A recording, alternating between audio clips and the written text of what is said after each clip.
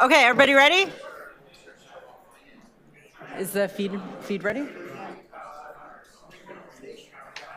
Okay, we are streaming. Good morning. Good morning, good morning, good morning. I'm Deputy Mayor Jennifer McKelvey, Chair of the Infrastructure and Environment Committee. We have quorum, so I call meeting 18 to order. Welcome, everyone. Today's meeting is being held by video conference and in person here at City Hall in Committee Room 1. The meeting is also being live streamed online at youtube.com/Toronto City Council Live. Although many of us are meeting in different locations today, the Infrastructure and Environment Committee acknowledges that the land we are meeting on is the traditional territory of many nations, including the Mississaugas of the Credit, the Anishinaabe, the Chippewa, the Haudenosaunee, and the Wendat peoples, and is now home to many diverse First Nations, Inuit, and Métis people. We also acknowledge that Toronto is covered by Treaty 13 with the Mississaugas of the Credit. If you're registered to speak at today's meeting, please listen for me to call your name. I will call speakers in the order they appear on the list. The list of speakers for this meeting can be viewed online by visiting the Infrastructure and Environment Committee link at toronto.ca/council and clicking the speakers box for today. Members, the City Clerk has provided all agenda materials on toronto.ca/council and on CMP, the Clerk's meeting portal. IT staff are available to help you if you need it, and you are reminded to submit your motions by email to iec@toronto.ca. Are there any declarations of interest under the Municipal Conflict of Interest Act? Seeing none, may I have a motion to confirm the minutes of the October 22nd meeting, moved by Deputy Mayor Cole. All those in favor, all those opposed, that carries. We have 12 items on the agenda today and 2 new business items to introduce, so we will run through the agenda. IE 18. Point of order, just before we start, Madam Chair. Yeah, go ahead. I just wanted to take a minute to thank all city staff, especially in the Transportation Department, TTC officials, Toronto Police, fire, paramedic services that were involved in ambulance, paramedics that were involved in a seamless undertaking in making sure the Taylor Swift concerts went without major transportation confrontations or issues. I think it was a successful undertaking, managing the hundreds of thousands of tourists that came into Toronto over those couple of weeks, and the fact they were able to provide safe transportation, movement of vehicles, TTC vehicles, police services, etc. So I know you won't see that in the media, that it went well and there weren't any major confrontations. It doesn't make news when things are done well, but I just want to thank all the staff, Barbara Gray and her staff, and our TTC staff, everybody that pitched in to make this thing happen. And it was a great economic boost to the city of Toronto and to Ontario. And it was a great emotional, positive activity where you saw hundreds of thousands of young people that were celebrating music and camaraderie and a very, very positive influence on these young people especially. So I want to thank everybody for that outstanding work.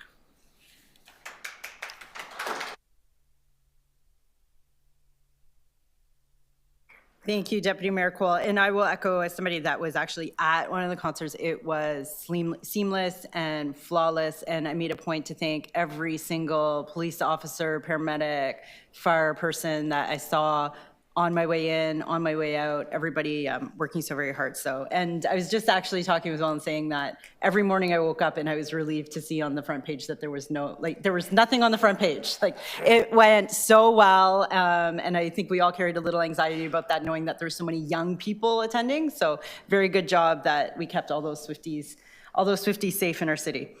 Okay, back to the agenda, IE 18.1, updates on Vision Zero Road Safety Plan.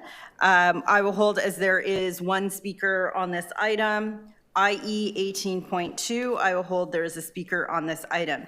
18.3 compressed natural gas environmental attributes. Would anybody like to hold this item? Somebody like to move this item? Deputy Mayor Cole's moving it. All those in favor? All those opposed? That item carries. IE 18.4 Ship Channel Bascule Bridge Rehabilitation Project and Unwin Avenue Bailey Bridge Replacement Study Update. Would anybody like to hold this item? Okay, somebody like to move this item? Councillor Pasternak's moving. All those in favor? All those opposed? That item carries. IE 18.5 Feasibility of requiring side guards on all commercial trucks operating in the City of Toronto, including retrofit the city's fleet. I will hold as there is a deputant on this item. IE 18.6, granting shared bylaw authorities during transition of urban forestry branch. Would anybody like to hold this item? Okay, would somebody like to move the item? Councillor Sachs is moving. All those in favor, all those opposed, that item carries. 18.7, Mississauga Boundary Facilities Agreement. Would anybody like to hold this item? Councillor Pasternak's moving. All those in favor, all those opposed, that item carries. IE 18.8, corporate emissions budget for 2026 to 2030. I will hold as we have one speaker on this item. IE 18.9, residential on-street parking for cargo bikes. I will hold as there is a speaker on this item. IE 18.10, Toronto Island's environmentally significant areas. I know Councillor Sachs would like to hold that item, so we'll hold that for her. IE 18.11, accessibility protection zones around construction projects. I will hold as there is a speaker on that item.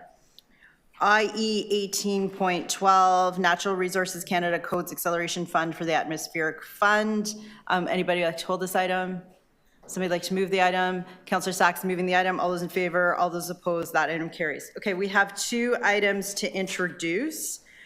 So the first one is a letter submitted by Councillor Perks, authority to enter into an agreement with Parkrun Canada for the nominal fee permits to hold a community running pilot on the Martin Goodman Trail.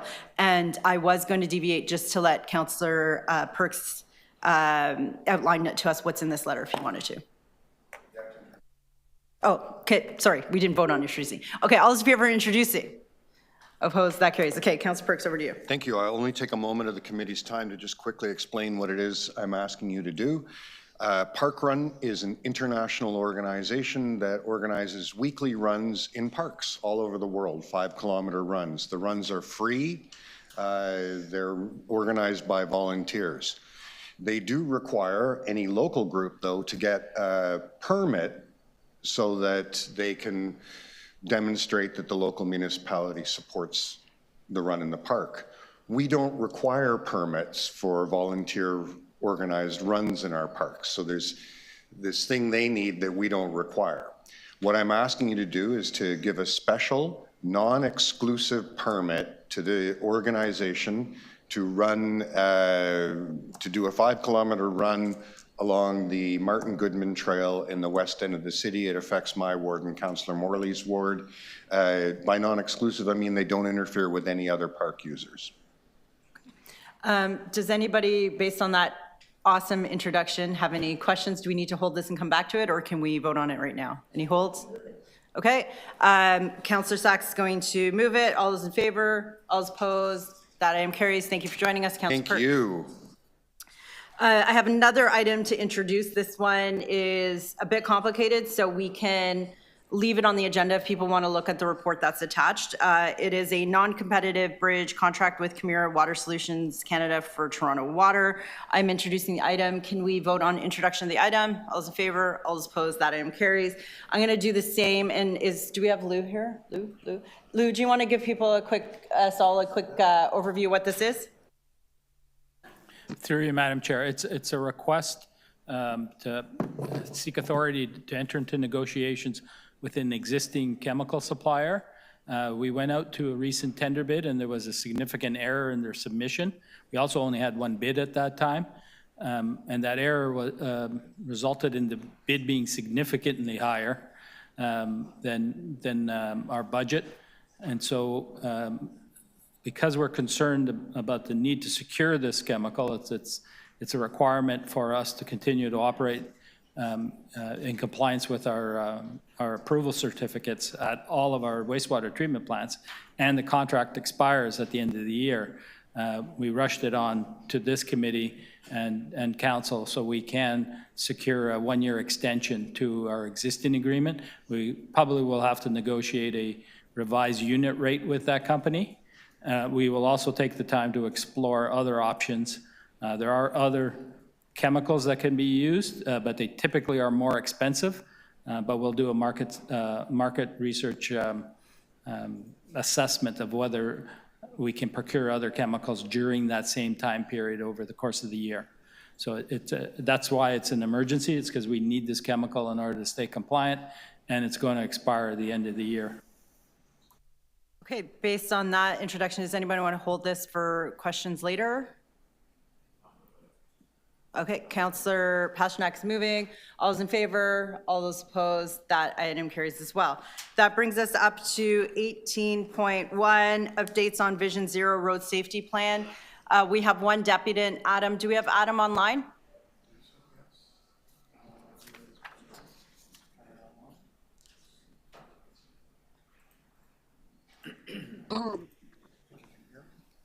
I'm here, and the main thing I want to say on the Vision Zero, and I've sent corresponding note, is to make sure that when looking at all the strategies, that we start to look more and more at the technology at intersections for pedestrians not to have to use the traditional bag buttons or the press to walk buttons. The main problem with them started to really come out during the pandemic when more people stopped wanting to press them for bystanders like me that can't reach them independently at the moment, and even now, and it becomes more of a problem in winter, where there are people that when I say, can you press the button for me if they're not crossing themselves, well, if they can, try and elbow the button, because they don't want to necessarily press it with their finger, because, and I quote, some of them are like, I don't have hand sanitizer with me, or I ran out of hand sanitizer, or they can't find a part of their body that they want to make quote unquote unclean. So this is an issue, and come in winter, when you're wearing a winter jacket, especially if you're wearing one of them thicker jackets, you can't always use your elbow to press the button. So this means sometimes I'm waiting to cross for several minutes, and sometimes I just have to almost cross without properly getting the proper signal to cross. And with technology, I'm willing to even use an app on my smartphone to communicate with the lights. And I know they're out there. Some of the early prototypes were shown off many years ago at the accessibility thing that happened when the Pan Am Games were around. So there is other technology, and with AI and other solutions, it is becoming more of an issue, and I think it's going to become more of an issue as time goes on. So as the city looks at other things for Vision Zero, and as more pedestrian crossings are talked about in the city, I just want them to ensure that they are more accessible for all individuals Thank you.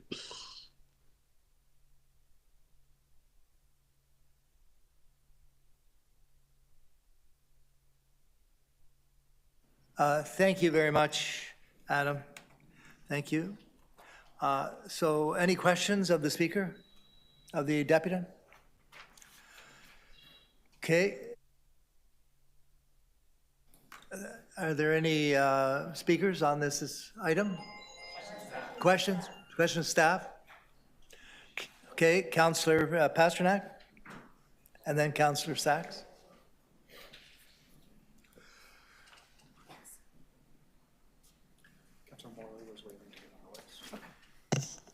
Yes, thank you. Oh, it went from Mr. Deputy Speaker to Madam Chair. So thank you very much for this report. There's a lot to unpack here. I did have a few questions regarding some of the terminology. So on page 25, there's a reference here. TTC is examining the use of automated camera enforcement to improve streetcar customer safety. Can you just briefly describe what that looks like? Through the chair. So, Councillor Pasternak, there's a suite of automated enforcement tools that we are looking at. We talked a bit about it in the congestion management plan just recently, and we are working with the TTC to look at dash cam technology that would be placed in streetcars in particular, but also could be placed in buses to help with automated enforcement in those dedicated lanes. So that would be very relevant related to our rapid TO installations, but also on areas where the streetcar travels and where TTC sees continued violations of cars moving through the zone where the the station boarding platforms, they would like to have automated enforcement to help enforce those penalties. So that's what we're looking at. We would need additional approval from the province to be able to use automated enforcement for those two use cases, and so we are reaching out to try to get that to work. When it comes to watch your speed technology, there seems to be a reference of the mobile units, but we also have fixed units. Now, when we look at the total number, is that mobile only or is that fixed and mobile? I think it was 188. So there's 188 mobile signs in Toronto. How many fixed do we have? Through the chair, the number, the 188, is for mobiles only. The fixed ones are part of the school safety zone program. So each school safety zone receives a number of fixed ones in the approach to the school zones. I don't have the total number, but it's 2 to 3 per zone. So do we have enough capacity here, or the demands exceed our ability to meet all these requests? I would say at the moment the capacity meets demand. And because partly we are limited to where we can place the mobile or any kind of watch your speed unit, they're not suitable for multi-lane roads because they can't pick up the speed of multiple vehicles moving at different speeds. So the application is more suitable for lower volume, narrower roadways. When it comes to the review of warrants, is that Highway Traffic Act? The process for warrants is outlined in the Ontario Traffic Manual, and then the city has engineering guidelines and site-specific concerns that we add on to that process. So when you refer to a review of the warrants for traffic control measures, are you trying to make it, is the goal here to make it easier to get these safety measures, or we have to hit a higher threshold to get these safety measures? If we're reviewing for a Toronto context, we use a higher, we make it easier to achieve the threshold because we have a context with a significant amount of pedestrians and road safety concerns that we're trying to address through a Vision Zero lens. So are we on track for our school safety zones? Are we still doing about 80 a year? Through the chair, yes, we are, and we're on track, expecting to complete the program by the end of 2027. So whenever I get my list in my ward, I notice private schools are last. Do we stack private schools last? Through the chair, we rank the order in which the schools get implemented based on a data-driven approach that looks at both collision history and the volume of children walking and biking to schools. That data is available through the public school boards, but not from the private schools. The other factor is that more children are driven or bused to private schools, so there's less active transportation activity happening in the vicinity of private schools than public schools. But they're on the list, and as we are near the completion of the school safety zone program, they'll be completed in the next 2 years. So we're not deliberately putting private schools last? No, Councillor. Okay. So when it comes to the bus stops, where people cross mid-block they're let off on, let's say, the north side of the road, they cross mid-block to get home, which is on the south side.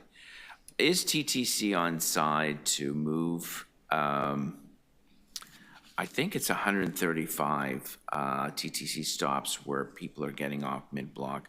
Are they on side to adjust those so that people are getting off more at signalized intersections or crosswalks or safer crossing options?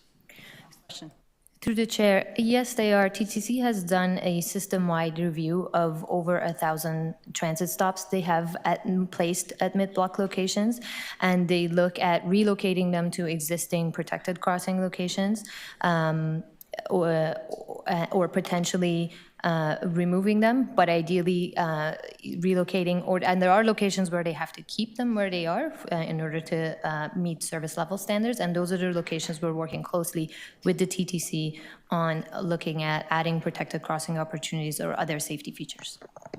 Okay, thank you very much. Thank you. Councillor Sachs, and then Deputy Mayor Morley, you had your hand up as well? Yes. Okay. Councillor Sachs, 5 minutes. Yes, thank you very much, and thank you to everybody for your hard work on this really important program.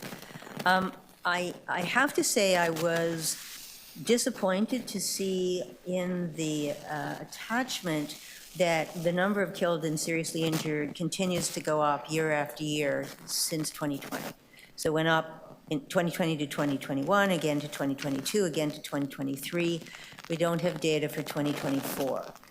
We certainly know from a cyclist point of view, this year has been an exceptionally bad, a tragic year with 6 cyclist deaths that I know of, including 3 in my ward alone. Can you tell us how many, and we're only in November, but how many deaths and serious injuries have you had so far this year? Through the chair, Councillor, we've had 46 fatalities this year. Serious injuries are harder to provide a number on right now because there's a lag of up to 6 months as the data on serious injuries comes in. So whatever we have would be underreported. Okay, so we don't know, but at least on the one piece of data you do have, again, worse than last year. So my question is, we need the streets to be safe for particularly vulnerable road users, and you've been working harder and harder and harder, and the numbers keep getting worse. So what is it going to take to turn that around? Through the chair, I think what the data demonstrates is that the trends over time are getting better. 2020 is a year that we can't look at as an accurate baseline because the travel patterns in 2020 were very different from today. I absolutely recognize 2020 was different, but from 2020, 21, 22, 23, and it sounds as if 24 keep getting worse every year. So But my if we look question at is the what, five-year I know pattern before now, that compared to the absolutely five-year used to pattern be worse before, than we are that. certainly looking better. And then we are not at a state where we want to be. We're not slowing this down. Council has continued to give the investment to expand this program on many levels, and we continue to use a data-driven approach to see improvement over time, but it's not a quick fix. I understand that. My point is, absolutely, this year is better than 2002 when 751 people were killed or seriously injured. But we're in a 5-year period where it keeps getting worse. So my question is, what will it take to turn that around? Through the chair, There's a couple of factors, Councillor, that I think you can appreciate. One is that population growth, and when you look at our numbers pegged against population growth, we are seeing the trend go in the right direction. So you're seeing a lot more people use the system. As we build out a connected cycling network, we're seeing a lot more people use the cycling network, and so there's a lot more exposure, I guess is what I would say. Our feeling is that we are on the right path with the toolkit that we have. We have asked and will hopefully get support for the continued investment, because our capital plan, has to be refreshed every 5 years, and this is the year to refresh our Vision Zero ask. So we've asked for something that we think is ambitious, but that we can deliver, and we believe that the tools are the right tools. And we hope to continue to see progress. One of the things that we've identified in the report that I think is really important to look at is how other cities that have had concentrated Vision Zero programs over time have seen those numbers come down. And they do tend to come down. Sometimes they go back up again in anomaly years. We've seen that in a lot of those cities. But I think we are on the right track with the right toolkit. Okay. One of the pieces that we know is important is enforcement. So it was interesting. I must admit, I hadn't realized that you're providing $3.5 million of the transportation budget to the police, outside the police budget, to get them to do some Vision Zero enforcement. Does that mean they're not doing Vision Zero enforcement out of their own budget, only when you pay for it? Through the chair, the police has more, of course, more demands on their time than they have the capacity to fulfill.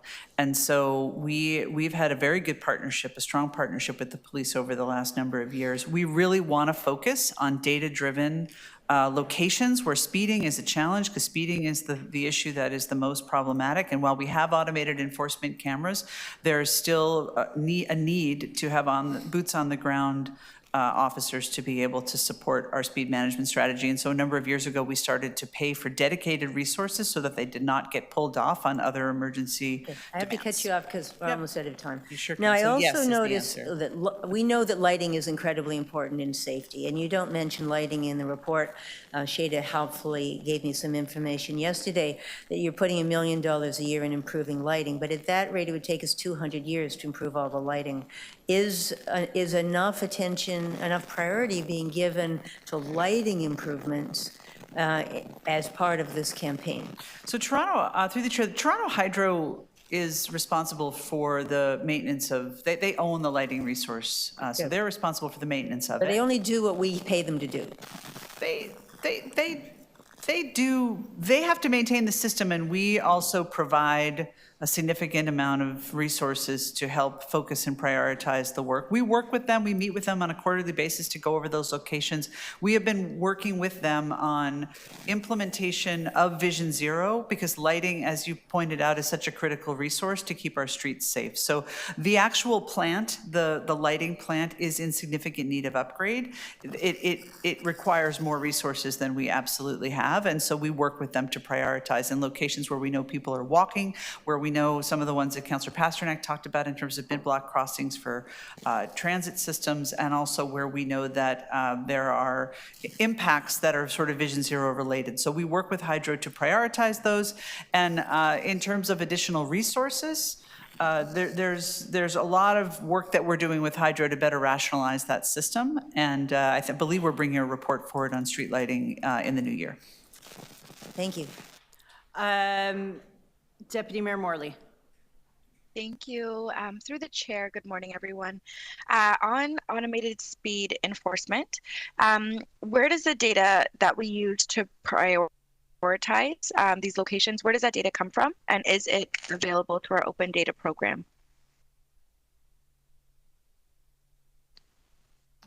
Through the chair, thanks, Councillor Morley. So we use a number of different data resources to, mostly speed related though, to look at where we prioritize automated enforcement cameras. As you know, the program, I believe there are 3 cameras per ward, and we move them around every 90 days. So we keep kind of a running list. We also work with the police on spot locations that they've identified. So those are locations that are that we've identified through the data that we use, and we don't typically provide that list, but we also do meet with counselors before we do the rotations to let them know the locations that have popped up as high priority and where we will be placing cameras. The next rotation will have some permanent cameras, I believe 1 per ward, and so those will be in places where we're seeing high incidences of speed over the posted limit. Great, thank you. In the report, it notes that the watch your speed signs have been shown to reduce traffic speeds by 34%. Do we have data on how effective the automated speed enforcement cameras are at reducing vehicle speeds rather? Through the speaker, we do. I don't have it in front of me, that's why I'm hesitating, but we absolutely do. And the deeper dive on that was the article that was published by Sick Kids Hospital. They did a very comprehensive review of automated enforcement cameras in the program for the first few years, and that information demonstrated, I don't know the percentage of reduction, but that there was an ongoing percentage of reduction in the locations where automated enforcement cameras were present, and so we've continued to pursue that as a strategy.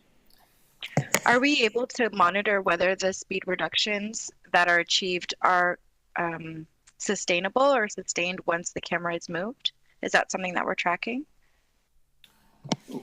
What are you going to say? I think that this answers your question, Deputy Mayor, but the evaluation found that 80% of locations had speed reductions when the automated enforcement was there, and they were also reduced after the placement of the ASC device. There is a report available on our website with the evaluation details, and we do find that speeding reduction continues even when the device is not there. Great, that's good news. Thank you so much. How much is it costing? How much does it cost for an automated speed enforcement camera?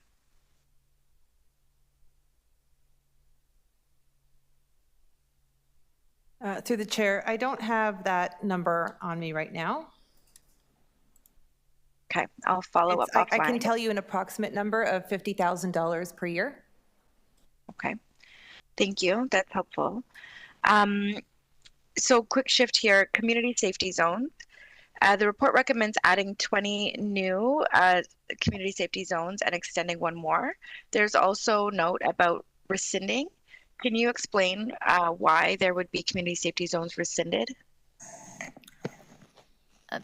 Through the chair, those are just sort of cleaning up the bylaws in order to enact the community safety zones. We're not removing any existing community safety zones.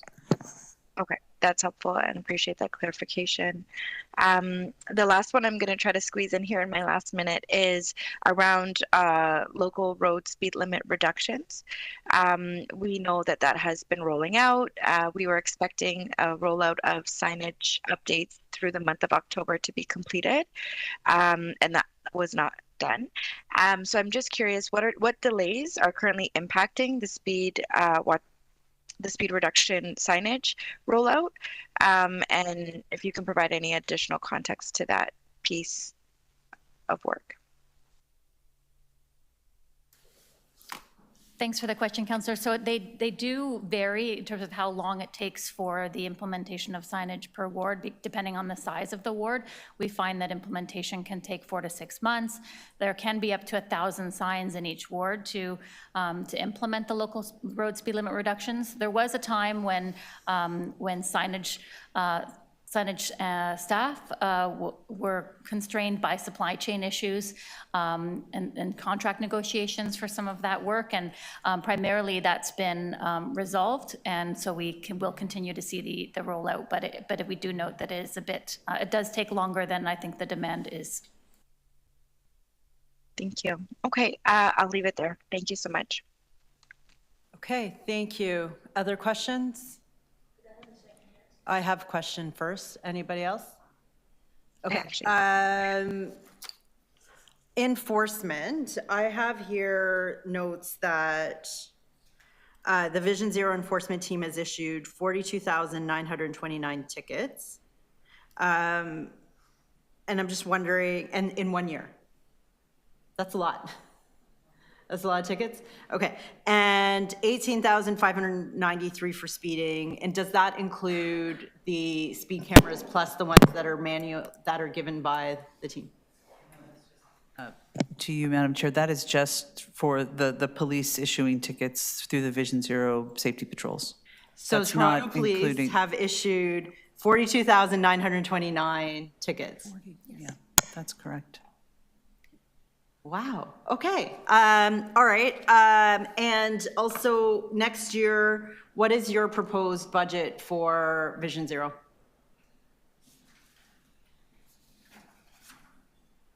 I have 99.1 million. Does it sound right? That's correct. We are almost at the 100 Okay. million. And is this the It's- single biggest investment to date that you'll be making in Vision Zero? It is. That's what we're proposing to council. And what is your estimate for completing the school zones? We're in the finishing stretch, so what's the target for that? End of 2027. And there was some procurement issues, I know, during the pandemic around getting things. Have we worked through all those procurement issues? So when we're going out to do a school zone, like everything's getting done. It's not, next year this piece is coming or that year. Like we're back on sync to get everything in at one go? I think the supply chain issues are resolved. There is still challenge in coordinating all of the pieces because there are different contracts, but we were trying to have that as tight as possible, and we will need to do a little bit of back work to be able to catch up on elements like zebra markings in one location that weren't done. Okay, but we're on track to get all that caught up on the 2024, I guess, the backlog, because I know for a while we had, 3 years behind, et cetera, so. That's correct, Councillor. We are cleaning the backlog by the end of this year and then focusing on the ongoing school zones. Okay. I'm still fixated on 929 tickets and grateful I'm not one of them because that would be a little embarrassing, but okay. If you might remember that at back to school time, we had asked, it was about the time we were coming out with the congestion management plan, and we had wanted to focus a little bit more on don't block the box, but the police do a very aggressive enforcement patrol around return to school, so they issue lots of tickets. The Vision Zero team does. Okay, great. And then my last question is, I know we're seeing an uptick since the pandemic, but 2020, I mean, we shut down all our roads, but are you confident that our investments are well spent and are paying off? Teacher, I am. And as I mentioned, we have significant population growth. We have lots of people who are moving around the city. Given all of our congestion, a lot of people are transitioning to different modes of travel and lots of changing patterns in the city. So I believe we have the right toolkit and we need to continue to implement it. The budget that we've suggested is one that we believe we can deliver on. And so we feel confident. Great, so deliver on based on supply chain issues, capacity to spend. Capacity to personnel, all spend, those- staffing, available staffing. And then I just want to make sure I'm reading this right too. If I look at the trends in serious injuries and fatalities in 2002, when Toronto had a much smaller population than it does now, 22 years ago, we had 97 fatalities and 654 serious injuries, so a total of 751. Is that correct? So despite population growth, last year, we're half that in both. So the investments are working. That's correct, and I think you see that the curve starts to trend downward significantly once we started to invest in the tools for road redesign and support for people walking and cycling and taking transit. Okay, thank you, and thank you for all your hard work on this. There's a request for a second round. Is everybody good with that? Nobody's saying no out loud. You might be thinking it, but you're not saying it out loud, which means she gets her second round. But if you can keep it brief, that would be appreciated. Thank you. So Dylan Reed in Walk Toronto raises two questions in his communication. One is about repainting road markings. He pointed out particularly the zebra crossings, but we also had it with crosswalks. We keep having problems that the paint gets worn off and it doesn't get repainted unless our office specifically intervenes. What steps are you taking to make sure that life and health safety markings, particularly zebra crossings and crosswalks, are refreshed enough to be visible?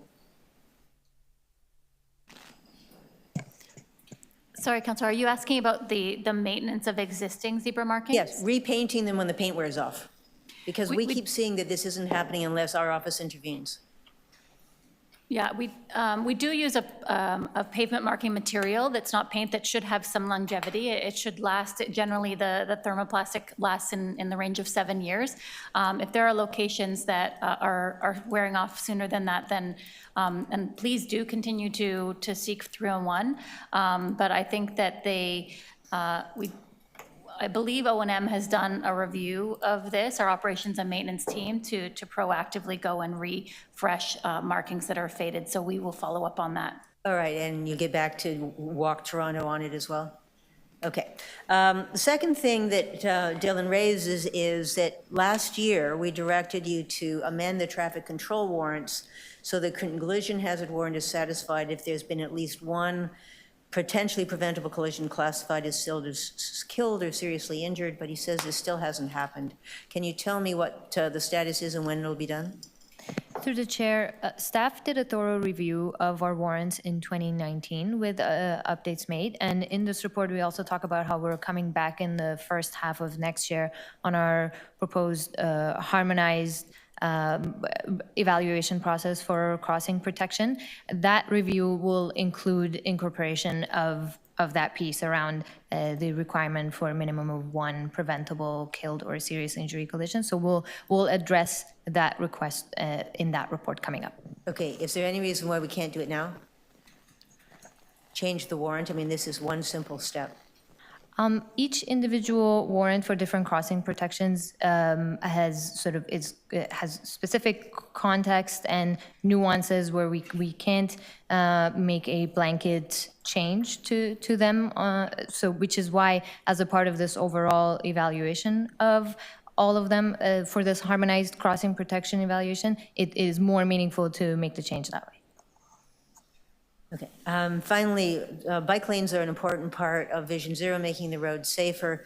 If and when the province forces you to take out $50 million worth of newly constructed and essential bike lanes, are you going to establish other safe routes for cyclists?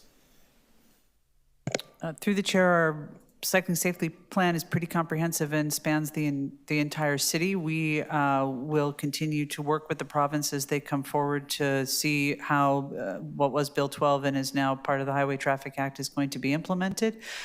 We have a pretty robust cycling network plan, and we are still sort of in the conversations about what that means for what's existing and what's planned, but we certainly will continue to have a very strong focus on cycling safety throughout the city. Thank you. Okay, speakers on this item. Yes, Deputy Mayor Cole. I've noticed one of the things that seems to be really helping is the red painting of the road surface, like for Q-jump lanes, for instance. It really sticks out, and it's much different than the usual white lines or hashtags or whatever. And I noticed for St. Clair and Yonge, there's a streetcar priority lane as you come out of Yonge Station at St. Clair.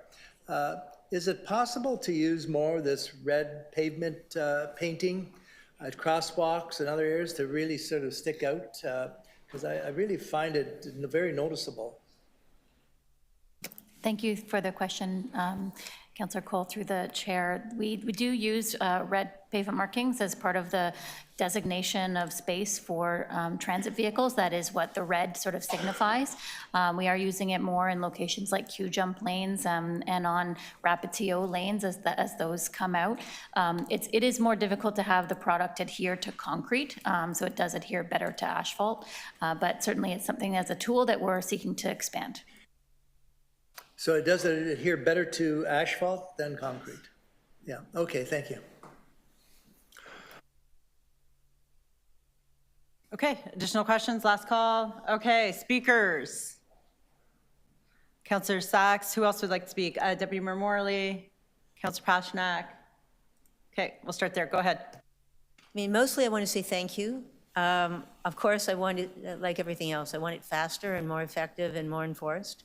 But I am grateful for everything that is being done in Vision Zero. We need your help. We need your help more and more all the time as the amount of traffic increases, as the anger of the drivers increases, as the aggression of the drivers increase. We definitely need everything that you can do to slow it down, make it safer, and especially for vulnerable road users like myself, my kids, and my grandkids. I'm certainly going to support this recommendation. I would, I mean, I think some good points have been made by the commenters that I hope we will pursue. And let's keep on top of this and keep trying to make it better as quickly as we can. If there's anything else that I can be doing to help on the Hydro Board, please let me know. Thank you. Deputy Mayor Morley? Thanks, Madam Chair. I just want to echo comments from my colleague, Councillor Sachs, with gratitude and thanks for staff on this important work.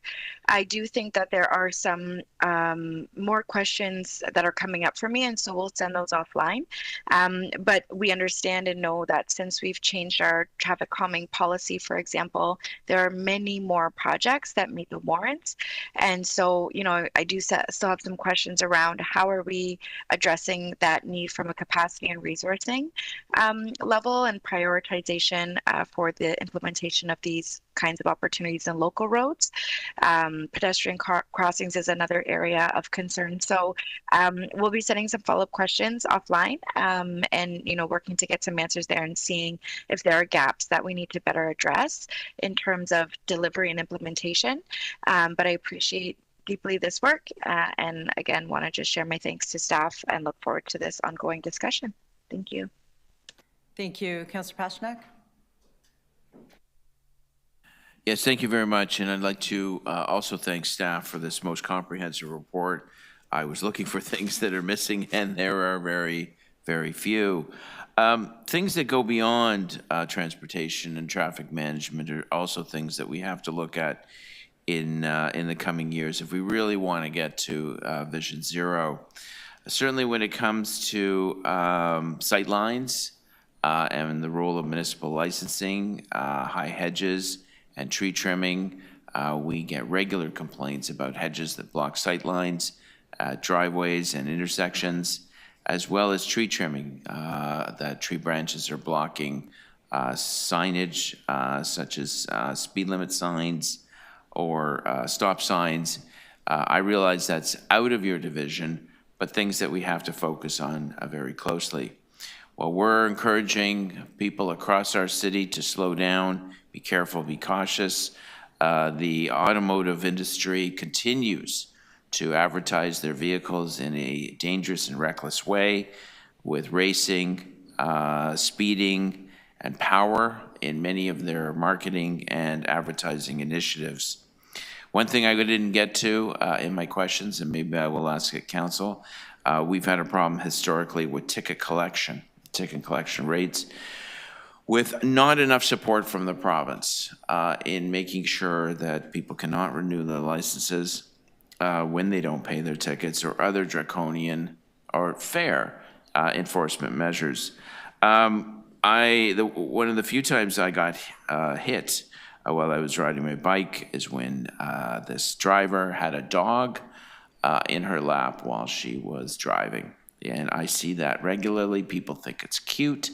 It is dangerous, reckless, and irresponsible. And with that, I would like to once again thank city staff. I may move motions at council on these matters because I think it's something that we really have to take a look at if we really want to get to Vision Zero. Thank you very much. Thank you. Additional speakers, Deputy Mayor Cole. Yes. If you could put up on the screen that graph in the report that Deputy Mayor McKelvey pointed to is the trends in serious injuries and fatalities. I think that is really astonishing, that graph there, which shows the fatalities and serious injuries between the year 2000 and 2024. I mean, I wasn't aware of the dramatic decrease in fatalities and serious injuries that have occurred in the city, which points to the fact that all this work that staff is doing and everybody's doing collectively has really had an impact. And this has been despite the dramatic increase in population and vehicle registration in the Toronto and the GTA. And this is something, again, I've never seen in the media. Maybe one day they will point to some good news on traffic congestion and not cry for the multimillionaire hockey players who had to walk 2 blocks because of congestion, and woe is them. The poor hockey players had to walk a block or two to the game. But anyways, so I mean, this is, and I'm just going to move a quick motion that asks that all councillors share this with their constituency whenever they can. So the city councillors should share this, ask that they share this with their residents in their ward. That's the motion I'm moving. And you can see in 2000, 64 fatalities, unfortunately, and 616 serious injured. And even if, I guess the numbers of 2024 are not complete, right? So if you look at 2023,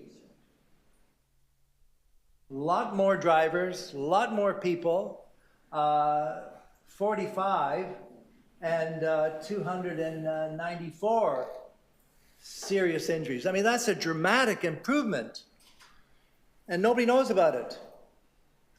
So I just think that in order to give people some hope that this, the measures, Vision Zero and all these activities that and interests we're involved in making our roads safer for pedestrians and cyclists and motorists, etc., they're working.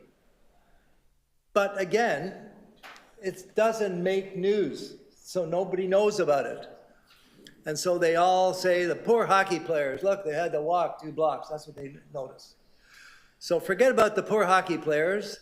Let's think about the poor pedestrians and cyclists and those, especially seniors and children walking our streets, sidewalks, trying to cross, that all the efforts of the police, the transportation department, everybody involved in safety, that we want you to continue with your efforts and encourage people to continue to obey the rules and not to despair that things are, you know, going to hell in the handbasket. There are things you can do to make our roads and sidewalks safer. And these are some of the things that work. There's no magic bullet, but combined efforts, everybody working together, you know, with the crossing guards. I mean, our crossing guard program, it's been very effective. You know, before, when it was under the Toronto Police, it was a bloody mess. They would never show up in the morning. It was just now, since we took over the program, I see the same crossing guards showing up all the time. I can't believe it. This is the same person that's been there for a couple of years, that knows the kids, that knows the street. So that's another great thing, where we doubled our crossing guard budget. I think it was from $11 million to $23 million. Never makes the news. Never makes the news, because it's good news, good work that the city is doing, that your tax dollars at work, paying for more crossing guards. Anyways, that's my speech for today. But my motion is that this be shared with our fellow colleagues on council and asking them to share it with their constituents. They prepared the motion for you. They can pull it up.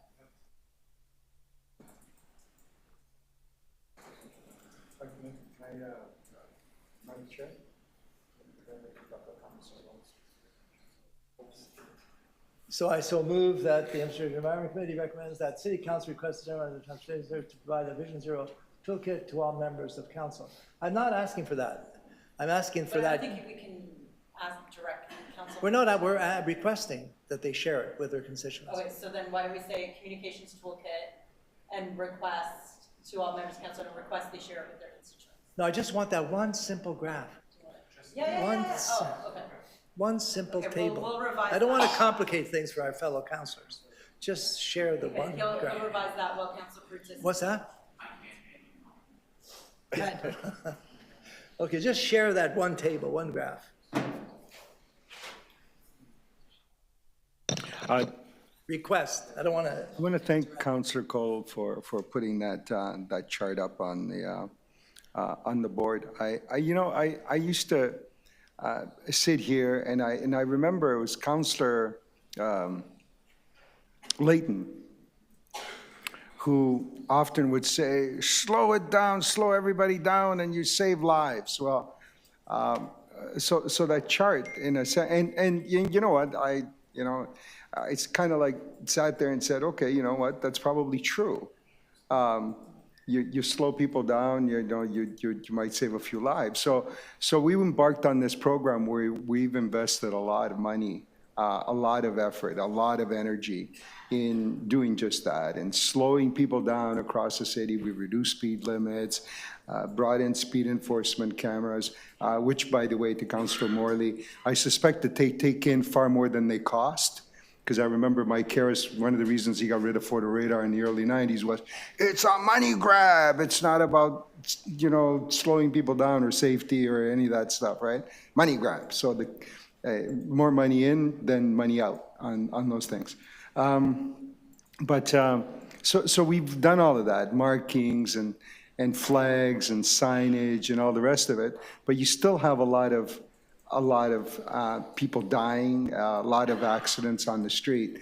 And I think that when you mine down in those statistics, it'd be really interesting to see, because I believe that what's far more effective from a safety perspective is keeping people in their lanes. You see, in all those statistics, and I don't believe that there's a single statistics there where stupid didn't meet stupid.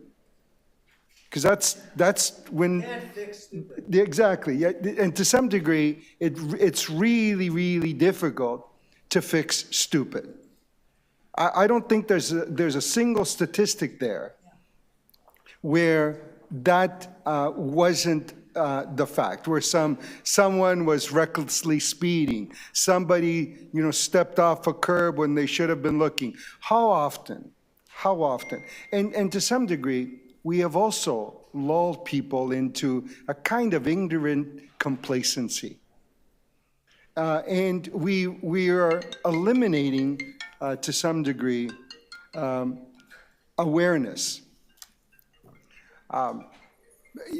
People, how often are you there, even, sort of on the road, and people will walk out into the street, not look left, not look right, be looking down on their phones, and just step off the curb in front of you, in front of the car? How many times does that happen? Yeah, way more times than it ever should happen. Now, I understand. So you say, well, any moving vehicle at 5 kilometers an hour, when they hit that, when you meet stupid that way, you're going to have an injury at the very minimum, and probably something even worse. So it'd be interesting to see where and how effective we are being. And the one thing that I haven't seen in all of this is when we keep people in their lanes better, not about speed or signage or markings or flags or any of those things, but just people exercising a little more prudence, right? Understanding that the road is a dangerous place. At 5 kilometers an hour, at 2 kilometers an hour, at 30 or 60 kilometers an hour, you have a 2,000-pound vehicle and you meet it on foot, or you meet it on your bike, or in some other way, you're going to lose that, and you're going to be to get hurt, and I would like to see us spend a little more time and a little more money dealing with stupid.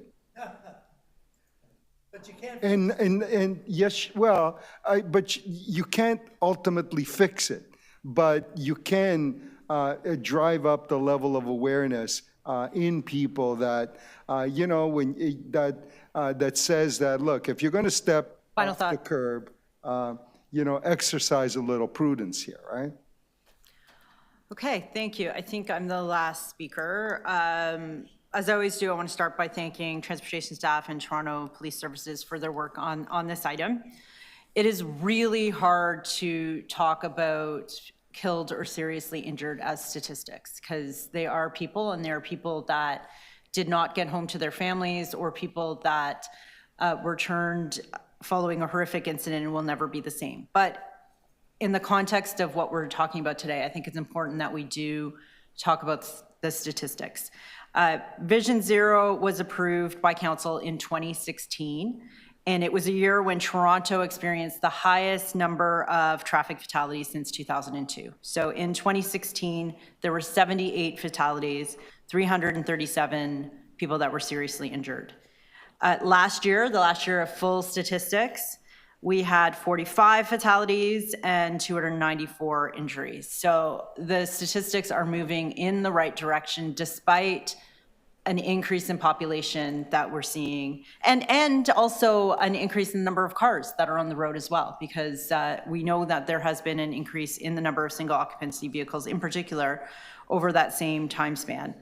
And this is trending in the right direction because of the incredible work of the Toronto Police. And you heard just this year, enforcement tickets issued 42,929 tickets. It's an enormous number of tickets. And it's actually sad that that many people are disobeying the rules of the road. And it's a result of the very hard work of our transportation services staff. And I think we should celebrate those accomplishments. Since the creation of, or since we developed our Vision Zero plan, city staff have installed 1,465 pedestrian head start signals, 604 school safety zones, 296 red light cameras, 188 mobile watch your speed signs, 75 automated speed enforcement cameras, 1,128 community safety zones, and 524 accessible pedestrian signals. And those are just a few of the many initiatives they have underway. And so despite this progress, though, unfortunately, we do continue to see fatalities on our road. And Vision Zero is about a goal of having 0 people seriously injured or killed on our roads. And so we need to continue to make those investments to make sure that things are moving in the right direction. So it's great that next year, the proposed budget is $99.1 million, the largest single investment ever in Vision Zero to date. And it will include installation of 75 new automated speed enforcement cameras. They're coming in Q1. Creation of 21 new community safety zones. Continued reduction of speed limits. We're now making our way to the 40s down to the 30s. We've done the 60s to the 50s and the 50s to the 40s. We need to continue to roll out the 30 kilometers. And changes to stopping and parking restrictions at pedestrian crossovers to make sure that people are more visible and protected. 52 new red light cameras that will come in 2027, 150 new pedestrian and bicycle head starts, daily patrols by transportation standards officers, and 80 new school zones next year towards our goal of having them all complete by 2027. So there is a huge amount of work that is being undertaken. It is some of the most meaningful and the most important work that our city staff do, because it ensures that people can get home every night to their families, which is what we all want. So thank you very much to everybody involved. And with that, I think we will proceed to a vote. Councillor Cole's motion, we'll go back to that one. Councillor Cole, have you reviewed this one? Does this fit? Yes, the demonstrated recommends that the city council request members of council to share the submission by Councillor Cole titled Trends in Serious Injuries and Fatalities with their constituents. I just wish we could have the table, the graph included with that motion. Is that possible? Because the councillors are too busy. They won't look for the graph unless you put it right in their notes. We can send it out. Barbara's shaking, okay, nodding that she will send them out. Put it in red. And we can have it formatted in a nice way so we can easily share it. Great. Okay. Councillor Cole's motion. All those in favor? All those opposed? That carries. Item is amended. All those in favor? All those opposed? That item carries. We now are on 18.2, update to parking bylaws associated with accessible parking permit exemptions. Adam, do we have you on the line? You have 5 minutes when you're ready.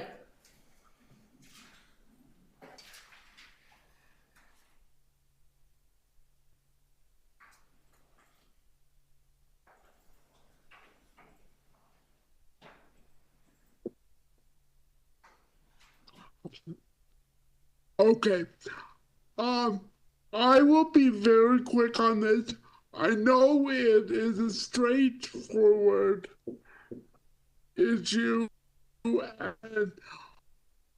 but the only problem I see with this issue is in the disability community, there will always be exceptions to the rule. And I just want you and the team to make sure there are proper provisions for making sure that once there is an exemption to the rule, these individuals that might have this exemption, whether it's somebody with a legit disability that also amazingly runs a food operation, or it's somebody that, because of their physical disability, does carry their wheelchair or other device in a trailer and still would qualify for some of these exemptions, that there is some protocol to make sure that they aren't constantly and repeatedly flagged on these issues, because I know it can be very easy to say, to write a rule that, oh, this rule has been written and it's clear and that there won't ever be exceptions to the rule. But when it comes to accessibility, I just want to ensure that proper provisions are made so that as people age and as, life gets more difficult, you and the team don't make their lives more difficult by changing bylaws and then not having the proper things for them to indicate how their exemption is fully legal. So that's where my concern is. I sort of know why these rules need to be adjusted and changed, but I want you to make sure that you're not making it harder on the disability and accessibility community by changing these rules and not allowing for legit, strong exceptions to have a proper path. Thank you. Thank you for your deputation, Adam. Any questions of the deputant? Okay, seeing none. Questions of staff? Seeing none. Speakers on the item? Seeing none. Move. Sorry, just, Councillor Pasternak? we can go back to questions. Questions of staff. Councillor Pasternak, go ahead.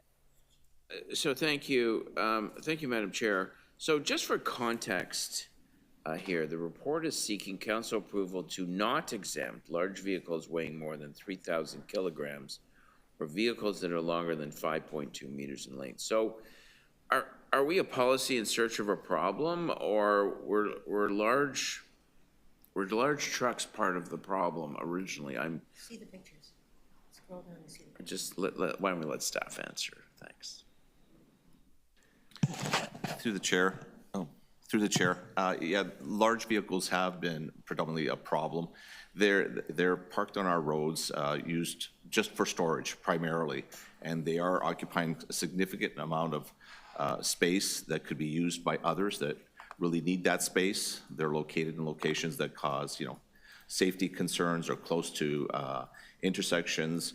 Sometimes we've had a media release related to a motorhome that was parked in a pay and display location all day and all night for quite some time, and the police enforcement weren't able to enforce the rules there because they just put a permit on their windshield and they were exempt.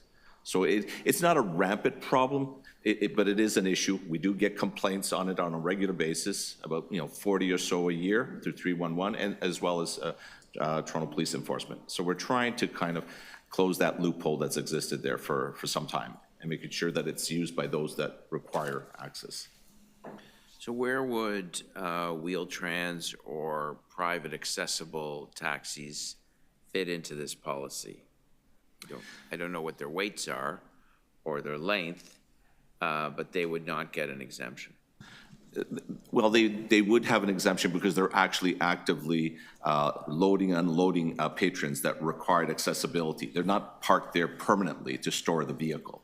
They provide a service. Okay. All right. Thank you very much. Okay, any other questions? Speakers to this item?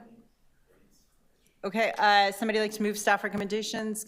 Councillor Sachs, all those in favor, all those opposed, that item carries. 18.5, feasibility requiring side guards on all commercial trucks operating in the City of Toronto and including retrofitting the city's fleet. Do we have Allison Stewart in the room or online? Allison. Okay, seeing that our deputant's not here, any questions of staff on this item? Okay, speakers on this item? Councillor Sachs, would you like to move this item? Okay, Councillor Sachs is moving the side guards on commercial vehicles. All those in favor? All those opposed? That item carries. IE 18.8, corporate emissions budget. We have one speaker, Jason Stevens, Citizens for Restored Toronto. Do we have Jason in the room? Thank you for joining us. You have 5 minutes. Thank you, Councillor.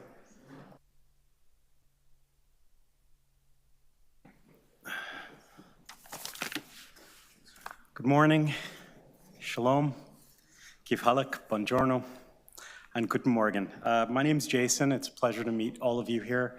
Through the chair, the issue of carbon emissions in my work after graduating from McMaster University with a science degree has been, I've been embedded in terms of how deep I work with climate change organizations and animal rights movements. And there's a strong connection between animal agriculture and carbon emissions. As many of you know, the process of photosynthesis is where we take carbon from the air and trees convert that to oxygen. When the city enacts its strategy, like I think it's called the Zero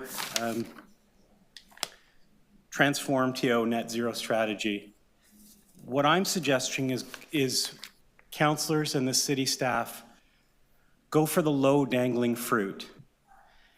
Animal agriculture is the third leading cause of carbon emissions. It says, one study says, or many studies actually, you can Google, say that beef production is the #1 cause of carbon emissions. So it's a pleasure to be here and share one of my passions and see that the city is working so vigorously to try to curb carbon emissions and enact some bylaws to deal with this major problem, which is a major economic problem too. As everyone knows, last summer when there was a flood that cost probably, as the mayor estimated, $1 billion, not dealing with the climate crisis or with carbon emissions is an absolute, is an ostrich sticking its head in the ground and hoping that when it pops its head back out, the sun will be shining. It's not going to be the case. Every day, the animal agriculture industry causes about 100 acres of trees cut down in the Amazon rainforest. Now, many of the councillors here, many people may be saying, Chair, that what does the Amazon forest have to do with carbon climate emissions here in Toronto or in major North American cities? Well, then many of you probably know, I'm gathering by the reaction, that many people know that destruction of the Amazon forest, the destruction of the lifebred, that brings oxygen to our world, is an absolute short-sighted and negligent attack and will not get us to reach those carbon goals that the city would like to achieve. So what I'm here to recommend is that city councillors and city staff produce a report and take the cachet or power that you have to influence public policy and speak out and call for the federal government to, over time, dismantle and close the animal agriculture industry. Now, as a conservative, to tell other people that the meat and dairy industry, the cattle and dairy industry should be closed is a tough battle for me. However, it's not my first time going before committees. It's not my first time meeting fellow councillors who I've gotten a bike ride with or beta presentations. And I'll tell you, the animal agriculture industry can be phased out and transformed to a plant-based economy. There's a farmer in Texas who made most of his profit raising cattle for beef and causing, of course, a lot of climate emissions. That farmer went and transformed his farm to a plant-based industry and produced oat milk. So many of you who drink Silk with your morning coffee here and over at the City Cafe or almond milk will know that farmer is doing very well, producing a product that does not cause any carbon emissions.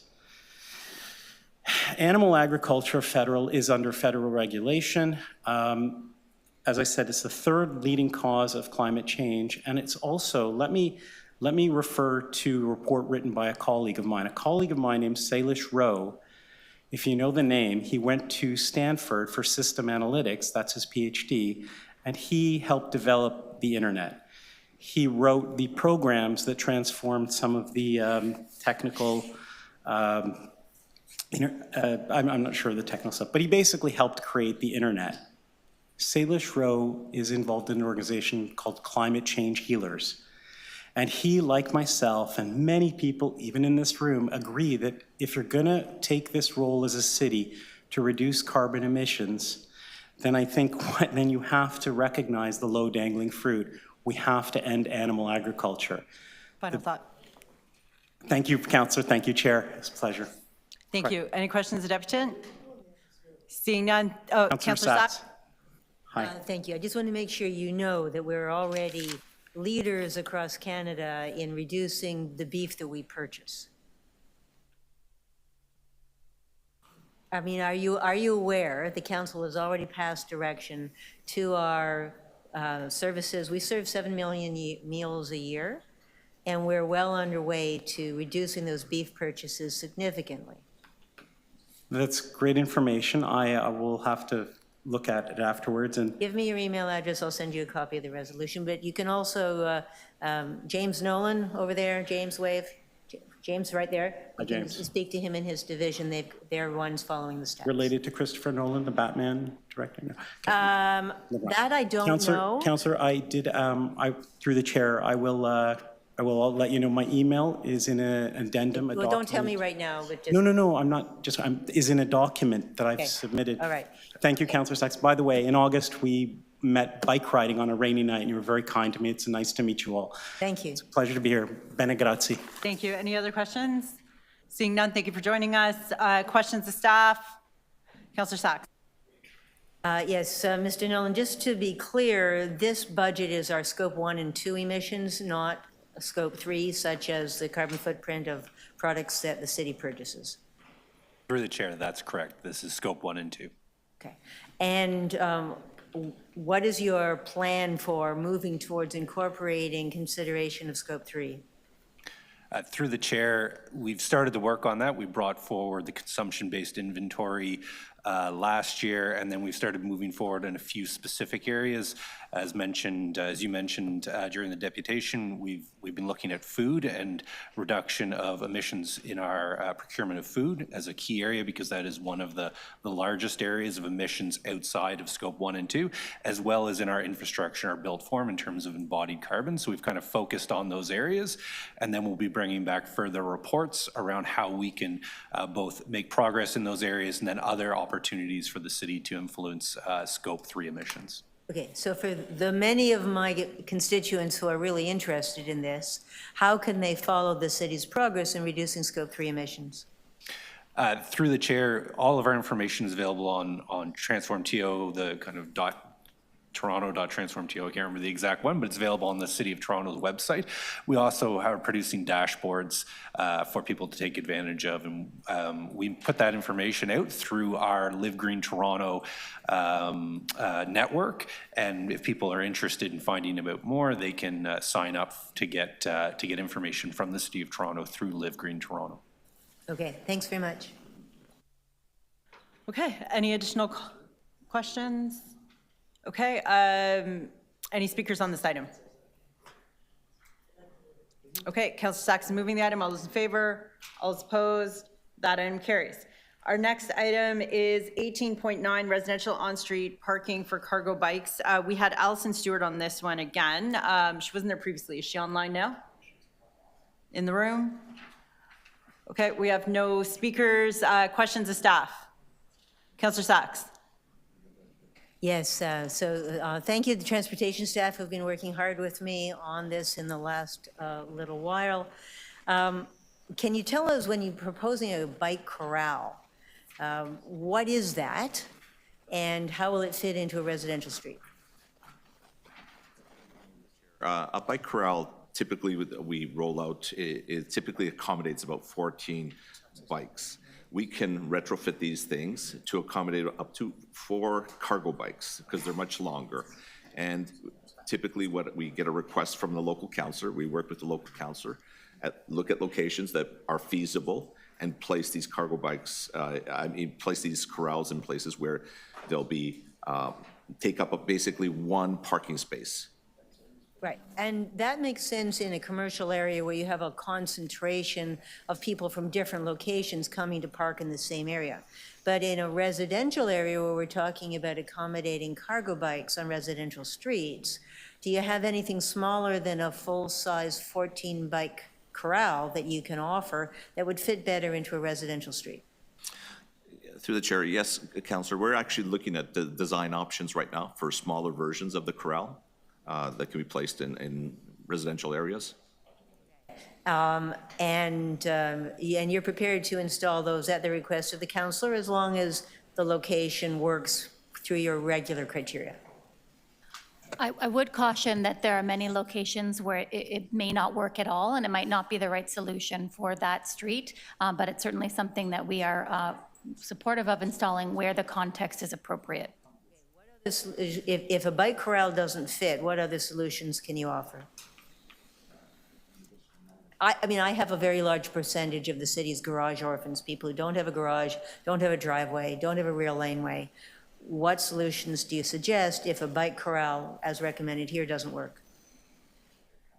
Well, through the chair, we'll work with yourself and other councillors to find locations where they are suitable. Right now, they don't occupy more than a parking space, like a vehicle. So we don't foresee any problems in locating them on street next to the curb.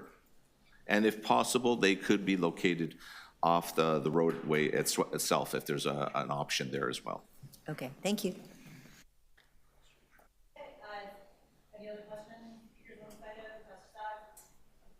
Yes, thank you. I have a motion. Instead of merely receiving the report, I am suggesting that, now I don't know if this has to be a city council request or can this be a committee request? It has to be a city council? All right. So this is backing up just a little bit. So I brought this matter to committee more than a year ago, asked for a report back after negotiation with staff in Q1 of 2024. We've got it now. But we haven't made any progress yet in actually accommodating the many garage orphans in my ward who would like to have cargo bikes. So my motion is that at the request of the ward councillor, that if there's a suitable location, bike parking corrals be provided, given that all my other ideas were rejected by staff. Okay, any other speakers on this item? Okay, Councillor Sachs has a motion. All those in favor? All those opposed? That carries. Item is amended. All those in favor? All those opposed? That item carries. Okay, because we have a deputy on 1811, I'm going to suggest we do that item and then come back to the islands because there's no speakers on that. Adam, are you online still? You have 5 minutes on the accessibility protection zones. Yes. Thank you, Adam. You have 5 minutes.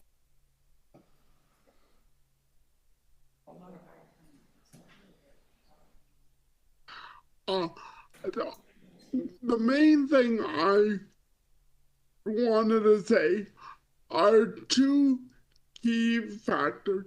First of all, I want the projects that are done on behalf of the city, that are done for the public good of the city, where the city is the main client, should be more role models.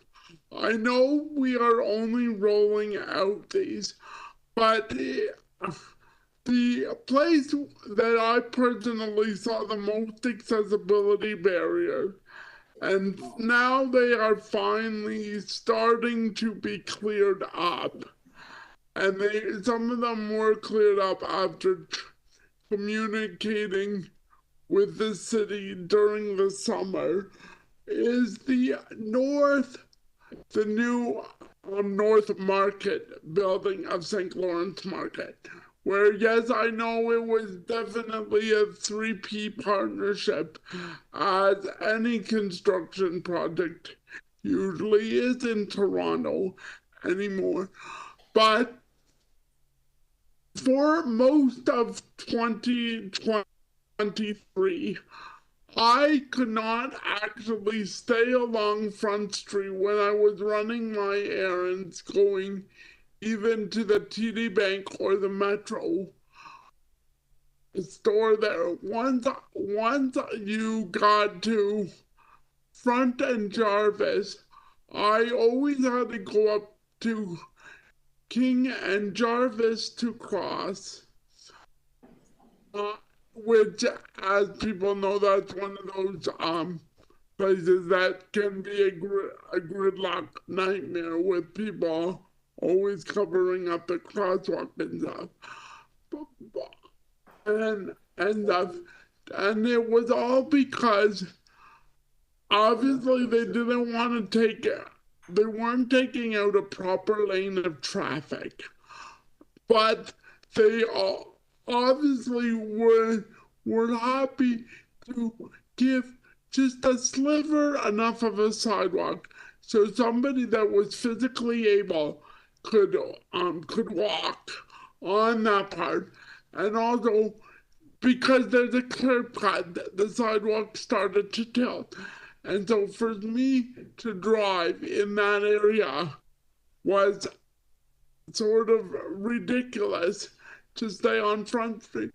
So I'm really concerned, and all it seemed was they just wanted to, it was after they took down the permanent hoarding, but had put up that temporary fencing, which that's when the fun and games always start, because the construction workers slowly always try and move the temporary fencing, because I think it's a game for them to see how much room they can actually get, where they just moved some of their materials around and didn't always want to park their private vehicles inside the construction site. Then I probably could have had, most days, a wonderful wide sidewalk to get along with. And the last issue I want to speak with about 1 minute is, again, some of the signaling issues and stuff, where even in my own neighborhood, we're gonna have the new Rekai Center built at Front and Cherry, and that is fine. But construction, they are taking out the sidewalk on the west side of Cherry between Front and Easter End, which means me crossing at Front and Cherry is fine, but again, I can't always get the walk signal unless you press the pedestrian button, because of the signal priority of Cherry over Front. I just want you to actually look at, with the accessibility community, at construction sites, looking at if there are diversions en route, making sure that people with disabilities don't have extra barriers when using the pedestrian crossings. Final thoughts, Adam. Needing to use bag buttons. Thank you. Thank you.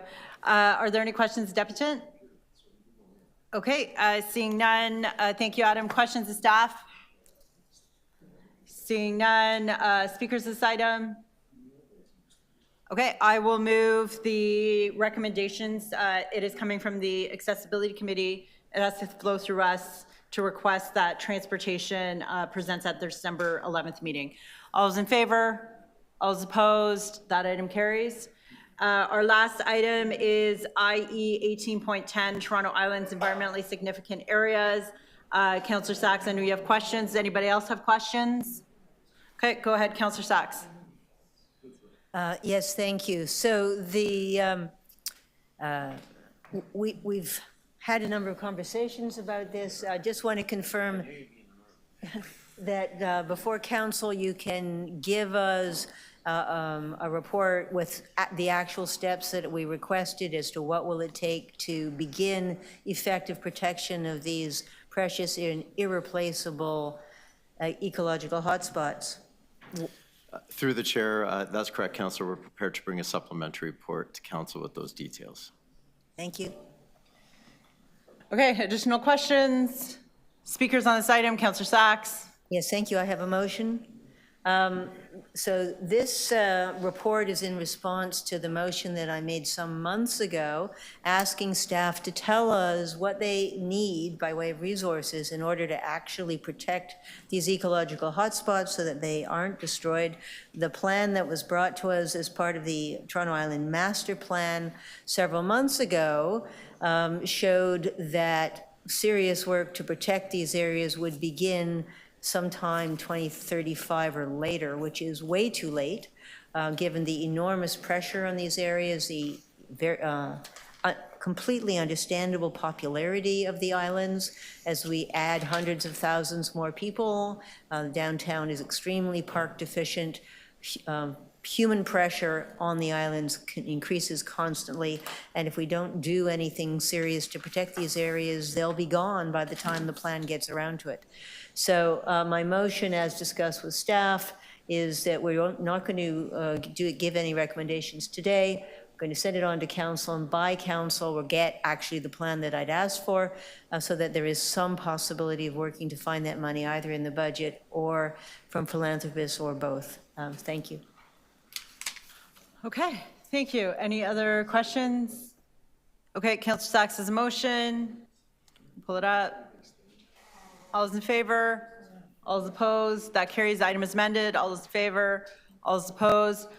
I will confirm with the clerk that completes our business. All right, we're adjourned. Thank you, everybody. 11 o'clock. Wow, very efficient. So you have the details for tomorrow morning, I haven't looked yet, but I know of 9:15 at A Street. right? A Street. We'll do Okay. a little presser, and then we'll move into